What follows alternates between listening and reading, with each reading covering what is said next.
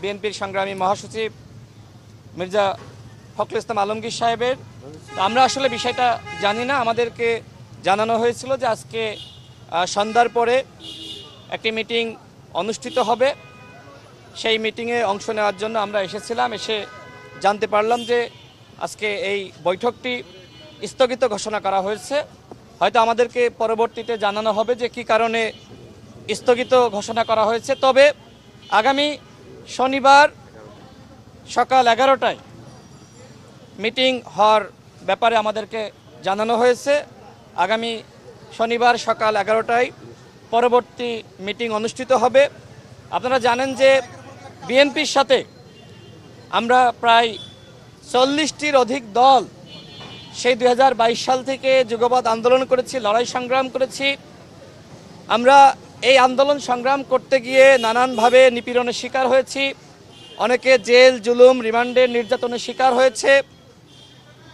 সামনে ফেব্রুয়ারি মাসে নির্বাচন হবে। যুগপৎ আন্দোলনের যারা শরিক রাজনৈতিক দল রয়েছে তাদের নেতৃবৃন্দের অনেক প্রত্যাশা রয়েছে এবং বিএনপি তারাও দীর্ঘ সময় লড়াই সংগ্রাম করেছে, নির্যাতন নিপীড়নের শিকার হয়েছে।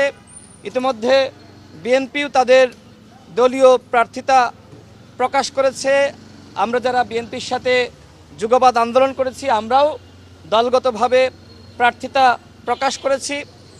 এখন যেটি হবে যে যুগপৎ শরিক রাজনৈতিক দলগুলোর কতগুলো আসন বিএনপি ছাড় দিবে সেটি নিয়ে আলোচনা হবে। আমরা আশাবাদী যে বিএনপি একটি সঠিক সিদ্ধান্ত নেবে যাতে শরিক রাজনৈতিক দলগুলো তারাও খুশি থাকে এবং বিএনপি দলগতভাবে তারাও খুশি থাকে। আমরা চাই একটি সমঝোতা হোক ন্যায্যতার ভিত্তিতে। প্রিয় সাংবাদিক ভাইয়েরা, আপনারা জানেন যে আজকে নির্বাচন কমিশনের পক্ষ থেকে তফসিল ঘোষণা করা হয়েছে। আগামী 12ই ফেব্রুয়ারি জাতীয় নির্বাচন অনুষ্ঠিত হবে। নির্বাচন কমিশনের পক্ষ থেকে বারবারই তারা বলছিলেন ফেব্রুয়ারি মাসে নির্বাচন অনুষ্ঠিত হবে। একই সাথে সরকারের পক্ষ থেকেও একই কথা বলা হচ্ছিল। নির্বাচন নিয়ে ধোঁয়াশা ছিল, অনিশ্চয়তা ছিল, কিন্তু আমরা যখন সরকারের উপদেষ্টাদের সাথে বৈঠক করেছি তারা আমাদেরকে বারবার বলেছে যে ফেব্রুয়ারি মাসেই নির্বাচন হবে।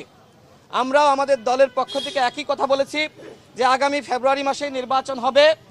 নির্বাচন বানচালের চক্রান্ত আওয়ামী লীগ এবং ভারত নানানভাবে করার চেষ্টা করছিল, কিন্তু যেহেতু আমরা রাজনৈতিক দলগুলো নির্বাচনমুখী ছিলাম এবং নির্বাচনের তারিখ ঘোষণার ব্যাপারে বারবার সরকারের উপরে নির্বাচন কমিশনের উপরে আমাদের ধারাবাহিক চাপ ছিল।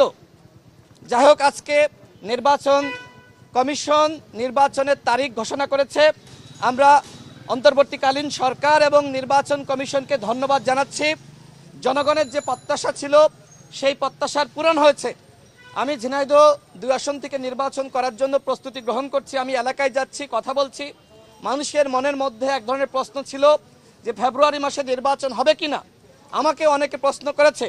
তবে আজকে নির্বাচন কমিশন যেভাবে সাহসিকতার সহিত তারিখ ঘোষণা করেছে, যেভাবে সরকার নির্বাচনের তারিখ গঠনের ব্যাপারে তারাও যেভাবে আসলে নির্বাচন কমিশনকে সহযোগিতা করেছে, আমরা নির্বাচন কমিশন এবং সরকারকে ধন্যবাদ জানাচ্ছি।